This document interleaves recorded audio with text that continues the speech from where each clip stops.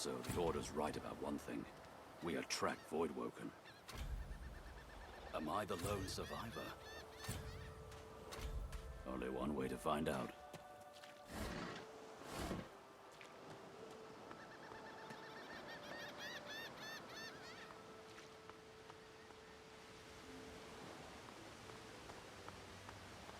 The child has a small mirror in his hands. He holds it up at angles, inspecting his eyes, his chin, the crown of his head. He spots... I'm not supposed to talk to strangers.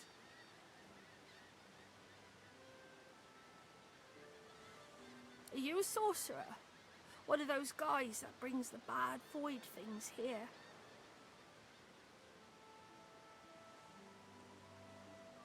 The child screws up his face and looks at you hard. He lifts his mirror up to his nose, closes one eye, and looks at himself again. I don't see any source on you or me. I guess they're wrong or crazy. Maybe you're right. At least they don't mind where anyone goes. They know we can't leave the island, and it's a lot nicer out here than outside. They're gone now. The Magisters took them already. I guess now they're cured. And maybe they're waiting for me back at home. But you didn't die. I guess I am, but it's just normal to be scared. Nowhere isn't scary. There isn't anywhere safer. That's what I mean. You'll see.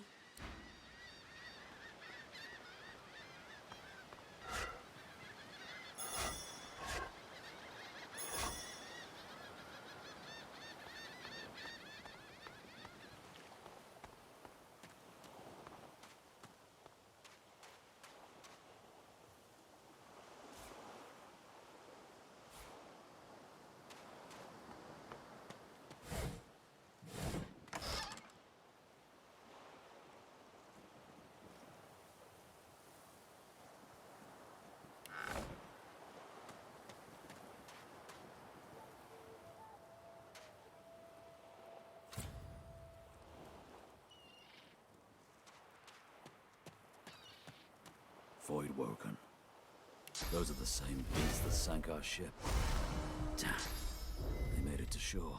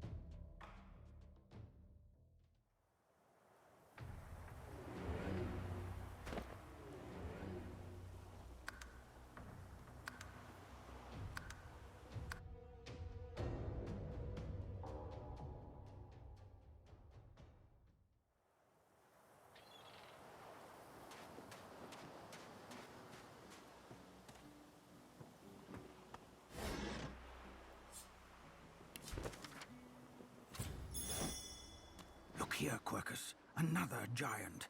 My word, this blasted isle is teeming with them. Was that?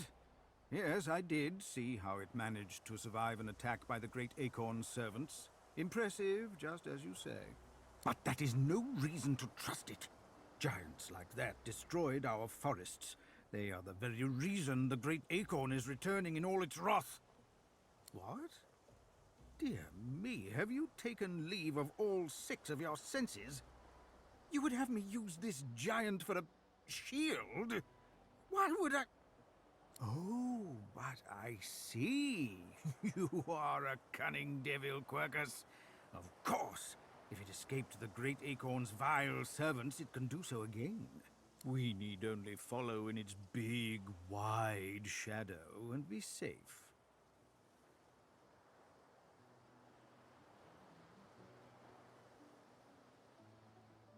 Egads, it speaks our tongue, Quercus. Hush before. What do you mean a good time for introductions? You know full well who I am, you silly old cat. The great Salora, grandest of the... Oh, introduce myself to the giant. I shall do no such thing. You give away your trust too easily, my dear steed. No, we will have the giant march. In time, we'll see whether it deserves our confidence. Now, onwards! Shield! Venture forth, post-haste. The great acorn waits for no one.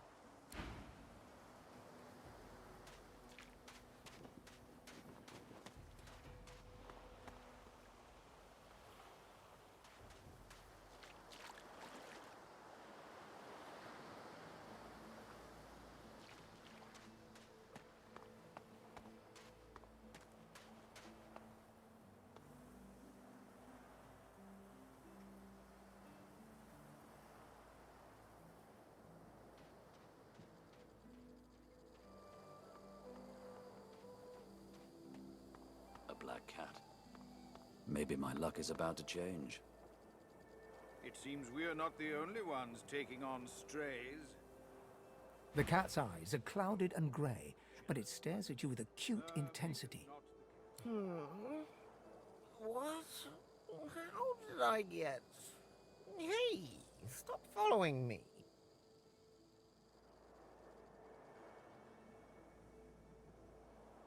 Huh? Yeah, fine. I'm fine. I'm not sure. It's all a little foggy. The cat opens his mouth as if to speak, but his eyes lose focus, and with a jerk he turns away from you.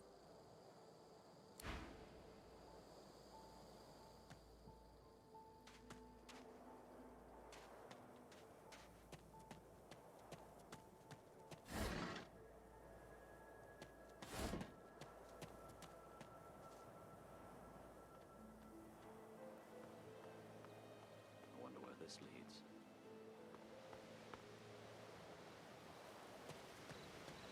As the alcove opens up, you see the same skeleton that you met on the boat before it sank. He's leaning over a corpse, prodding and pulling at the skin of its face. Bugger. How on earth am I supposed to... Skeletal fingers reach down and grip the skin of the dead man's face, pulling sharply upwards. After a few more tugs at the man's cheeks, the skeleton relents, letting the head drop to the ground with a damp thud. Damnation. That stuck fast. I wonder, does the beard act as some form of anchor?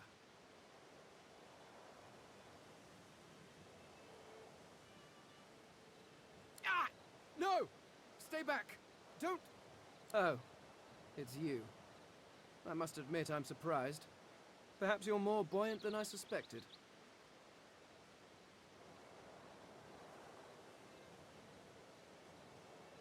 It seems the human that stole my mask was rather more resourceful than I gave her credit for.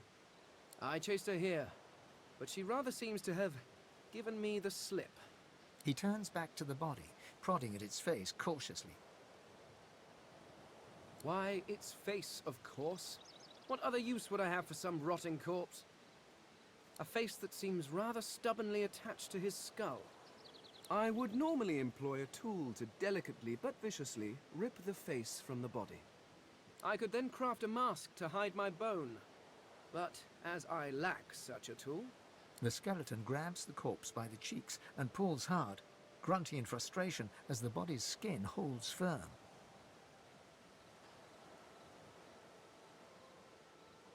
Oh, don't be ridiculous. I have important things to do on Reaper's Coast. I cannot simply sit about waiting for the rest of you to die so I may continue my business in peace. No, I may be an Eternal, but my patience has its limits. Indeed, I may be the only Eternal. My people seem rather absent. At least from this realm. As for the others, well, there is an excavation site at the Black Pit's oil fields. Perhaps there I'll find my answers. A cult? Hardly. We were a race that existed before the idea of race was needed. We were all one. I could ask you to imagine an Eternal as a creature of incredible intelligence and skill. But I fear the limits of your imagination would not do us justice. We studied the mysteries of the universe. We created works of great art. We disappeared. But I will find them. Wherever they are, I will find them. We will have our world again. Well, that hardly seems relevant. But if you must know, I was inconvenienced for a time. Several centuries, in fact. Or perhaps millennia. One tends to lose track. I was sealed in a tomb for daring to be curious about the world. It seems our king did not agree that the universe should be explored to its full potential. Perhaps I should thank him. It seems I was spared whatever happened to the others. I wonder if flowers would be appropriate. Ah, well, that is the curious thing. They are clearly absent from this world, and yet they are everywhere. Every one of your races resembles them in some manner, and the statues you have built to your gods look remarkably familiar. Perhaps my people have ascended to some new realm, or perhaps your gods are merely a folk memory. Regardless, they are not here, but I will find them. Wherever they are, I will find them. I suppose, circumstances being what they are, it could be advantageous. You seem more at ease in this world than I.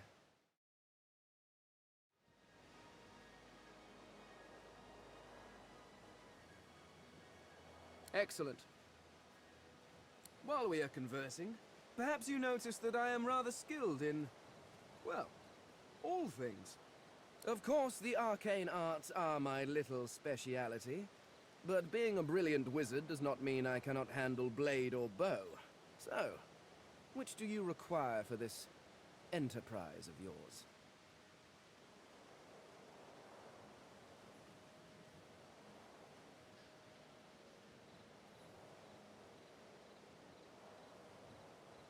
I could do that with one hand behind my spine. Now, shall we get on? That's splendid. Very well. Let's...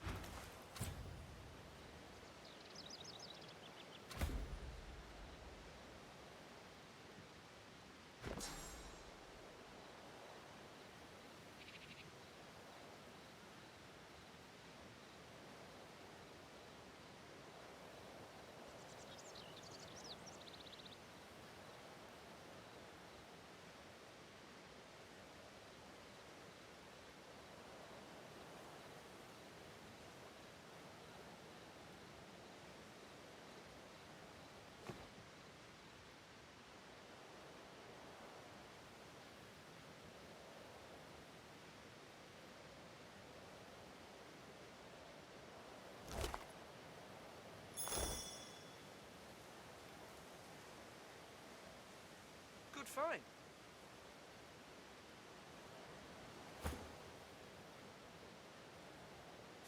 Lucky find.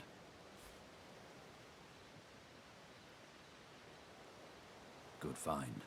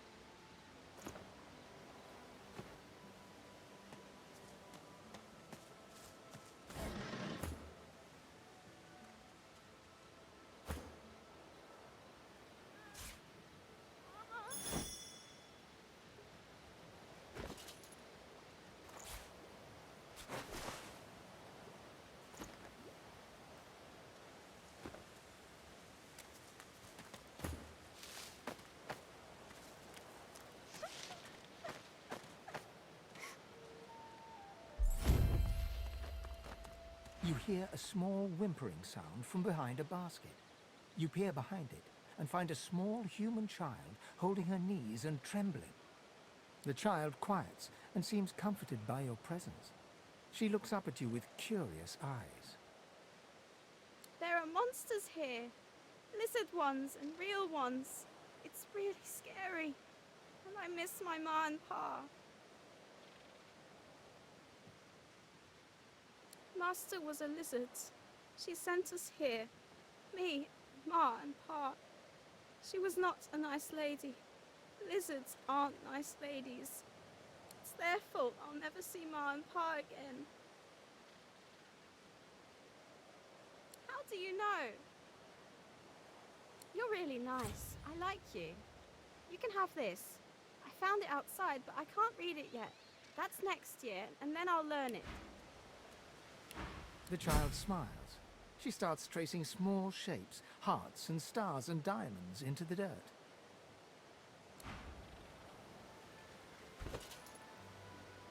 La la la la la.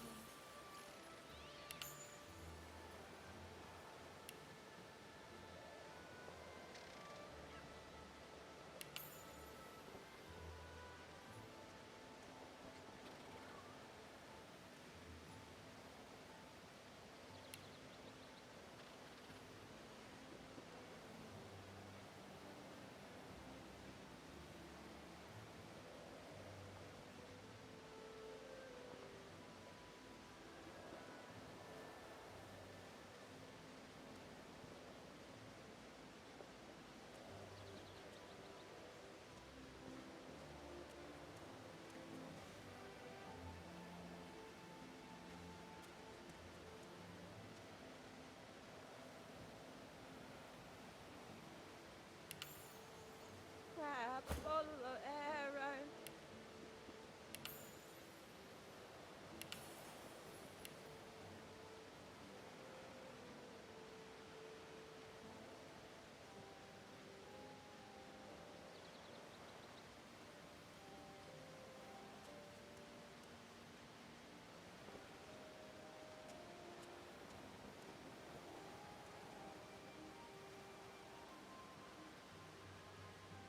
Grab a bottle of arrow.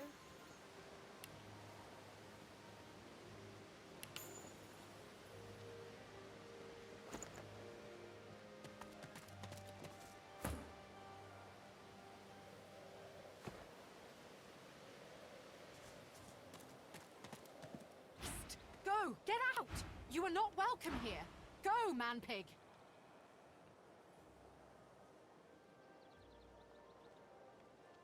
She eyes you suspiciously. Please, please, just...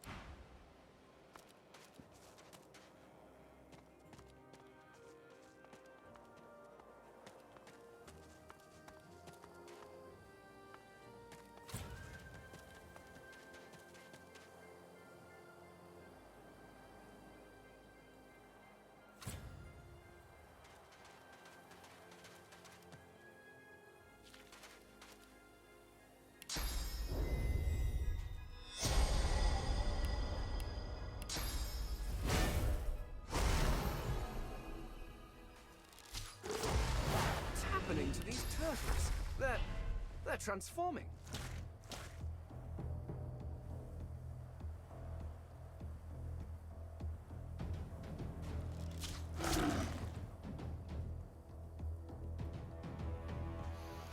Worms take you.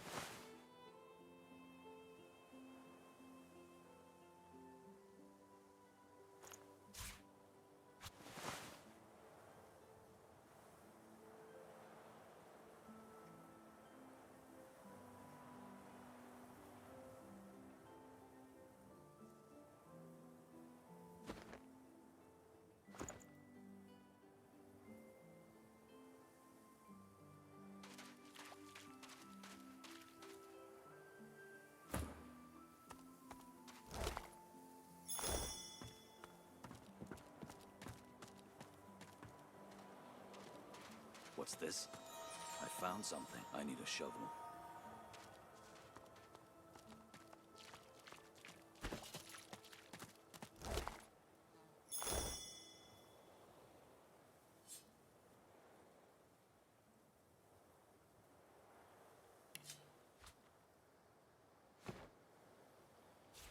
Nice.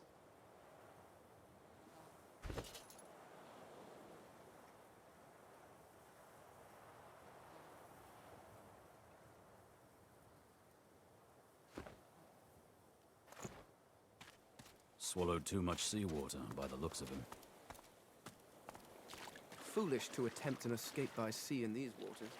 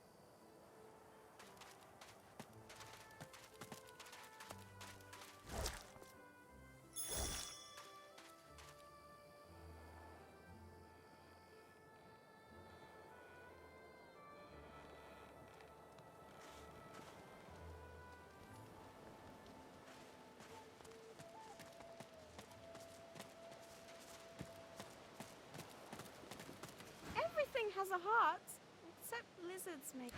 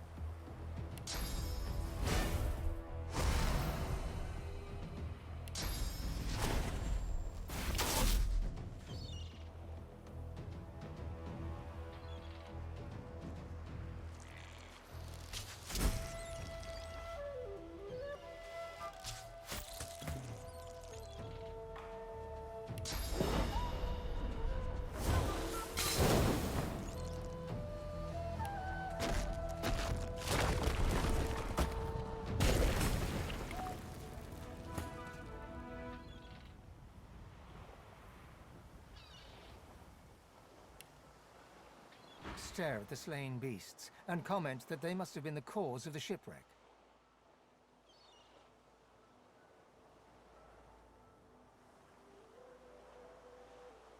I don't relish having killed these creatures, but it couldn't be helped.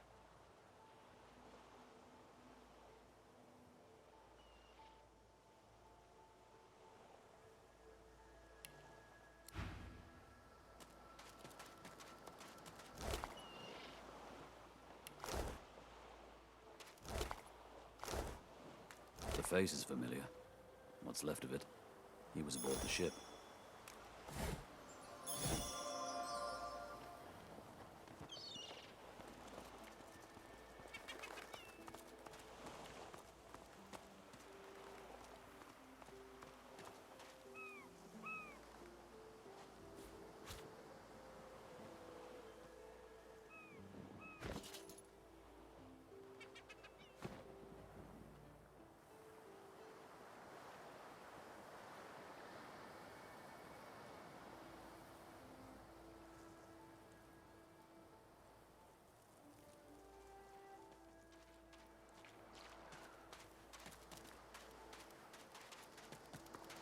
You spot a strange lizard gazing over the water with a steady, malcontent stare. His skin is of a bright, blood-red colour. Could he be... Yes, you recognize him from the ship. It would seem you're not the only one who survived the tentacles of the deep.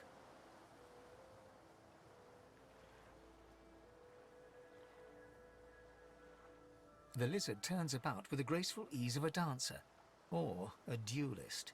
You lock eyes with his, two smouldering embers that sizzle your very soul. Yes, I imagine you do. You're made of sterner stuff than I first gave you credit for. Chances are I wouldn't have survived the shipwreck had you not returned to the aid of your fellow passengers down in that dreadful hold. You have my gratitude. Hand over heart, he salutes you with a bob of the head. More than a nod, though less than a bow. Yes, I'm sure you've all the makings of a hero and all that, but let's not get carried away, shall we? Now then, if there's nothing further. I'm sure I don't mean to sound condescending, but I had thought it quite self-evident I was gazing out over the waves. He sighs dramatically. Tell me, what do you see when you cast your glance over this ocean? White, which goes for the dry parts round here too, I imagine. He looks out over the water once more, and so do you. A few tranquil moments pass as the waves lap against your thoughts. As for myself, when I consider this vast expanse before us, I see an empire. I see continents dotted with mighty cities, and shimmering along the soft curve of the sea's horizon, I picture the palaces that formed my paradise. Lost. What do you mean, what do I mean? I mean just what I say. I had a very actual empire that I lost. Suddenly, having all the air of being deeply offended, he stares at you with utter incredulity. Well, don't just stand there gawking like an ape at an abacus.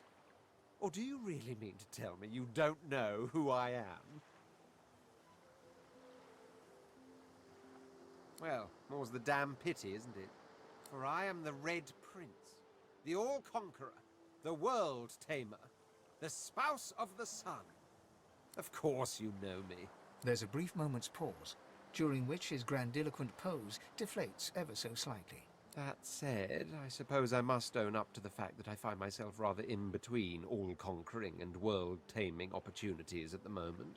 The grandeur that is my fate has hit a bit of a snag. But never you worry. For the throne I was destined, and my throne I shall have. Truly. A kind offer indeed. And you've already proven to be trustworthy enough. You came back for the others on that ship, after all. Fine, I accept, on one condition. For reasons I'll not disclose right now, it is imperative that I should meet with a dreamer, one of the mystics of my kind. I've reason to believe one of them may be present on this island. Promise me we'll look for him, and I'll extend you the blessing of my company. Jolly good. So, now that that's settled, first things first. Even if you are as versed in the art of eloquence as I am, that our swords will be doing a lot of the talking from here on out goes without saying. As a born fighter, I prefer the perfection of the blade myself. But I'm well acquainted with the secrets of magic, and yes, even subterfuge. What say you?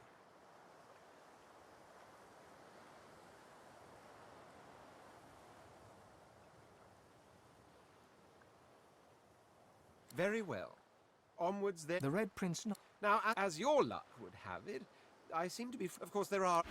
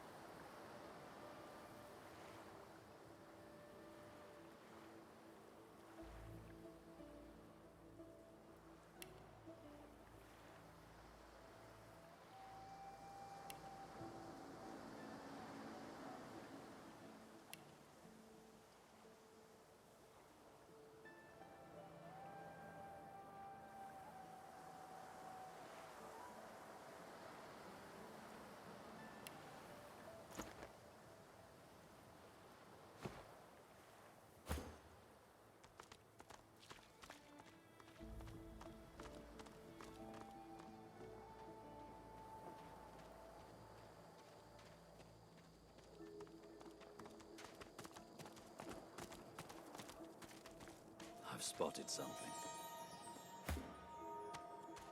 One must put in due effort if one is to reap the proper reward.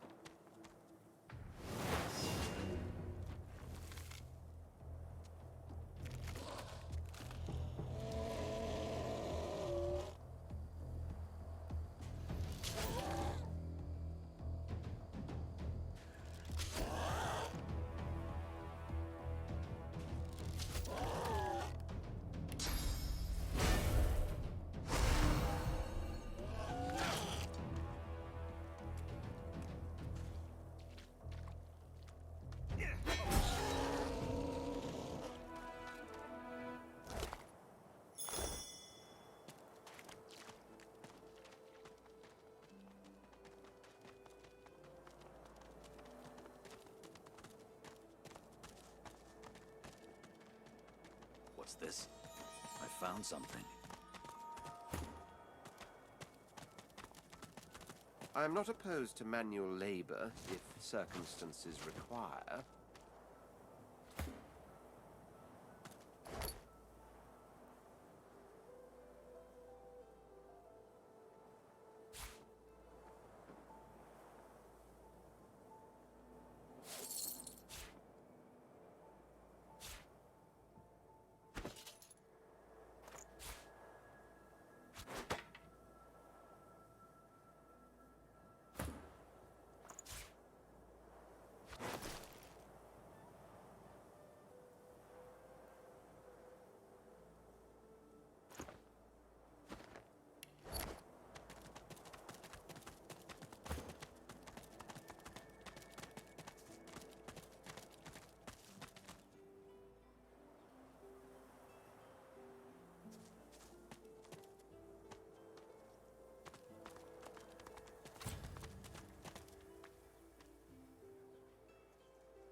Need I repeat myself?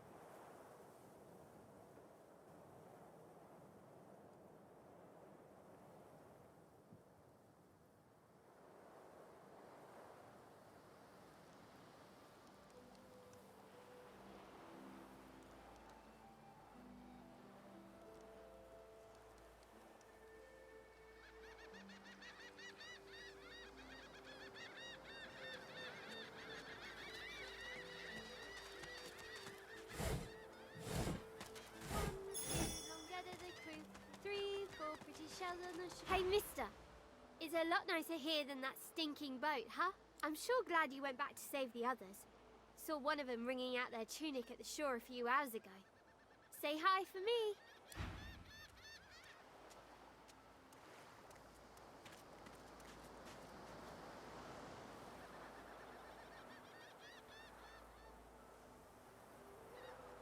One, two, long dead of the crew. 3, 4, pretty shells on the shore.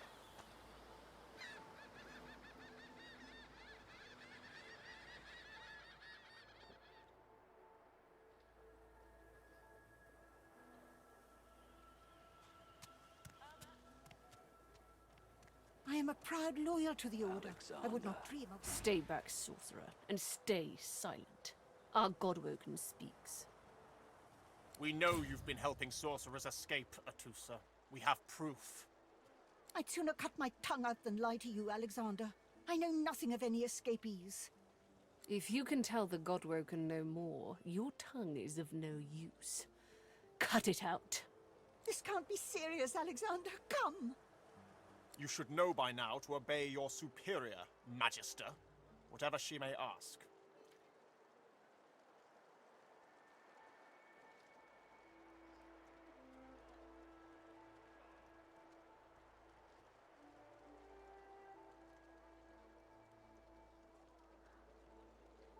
Bishop Alexander idly glances in your direction, curiosity on his face. Recognition seems to flicker in his eyes for a moment, but then he shakes his head and looks back towards Dallis. Atusa pinches the tip of her tongue with 2 fingers and brings her dagger to its root. Her eyes squeeze shut. Drops of blood form against the dagger's edge and quickly fall to the ground. She groans.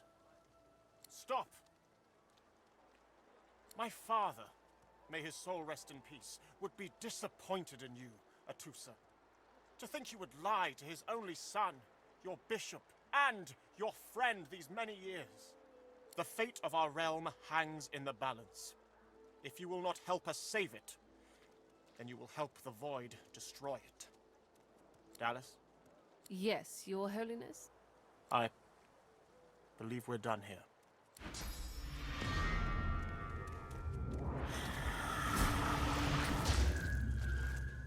What a waste.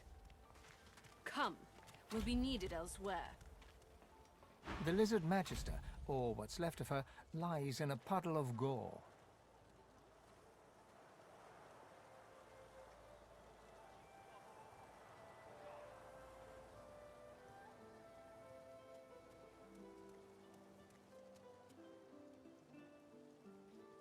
These creatures are so prone to violence. Naturally, the weaker specimens suffer. She was a lizard, yet a magister. No matter her reasons, her penalty was fair. I told him I'd known exactly, didn't I?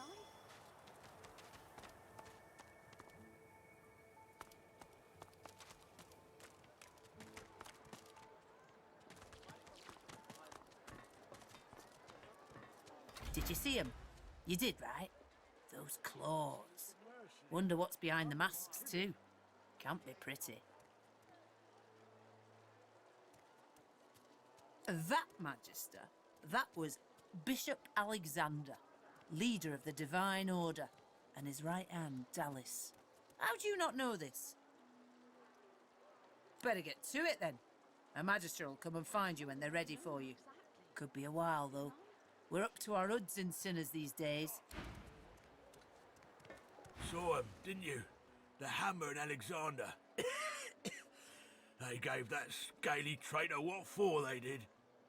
Proud to serve for the good of humankind.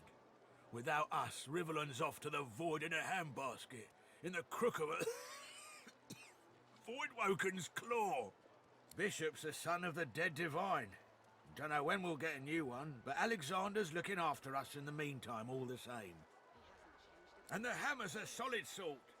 Don't take no guff and don't stand for no idling.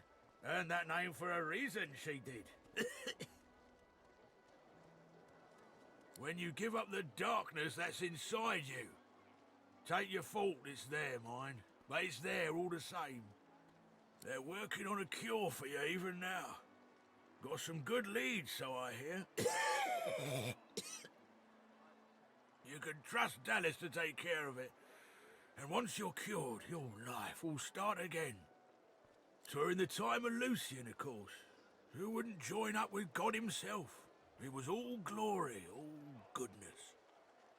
When we lost him, well, it only made sense to see his will through.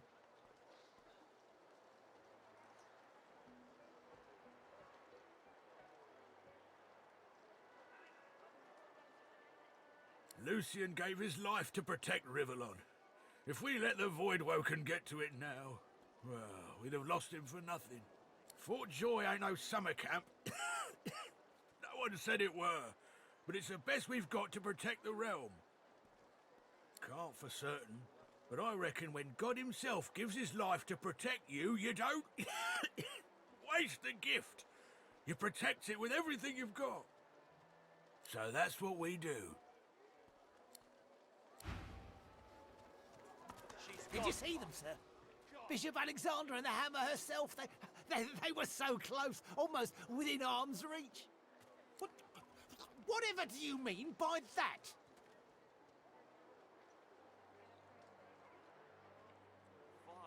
The man shudders with the revulsion of a zealot, eyes rolling with disbelief.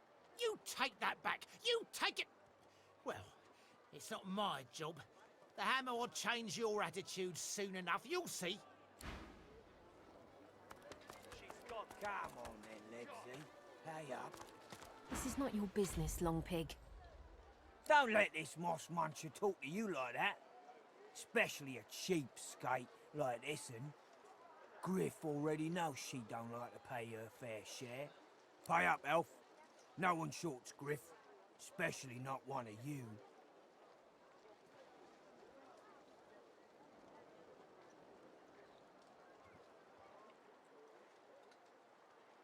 Just stand aside, won't you, mate? This is no business of yours. He visibly freezes in fear, stammering a pitiful apology and backing away from you and the elf. Ah, get out of here, will ya? Both of you ain't worth my time. The elf smiles and bows to you in thanks.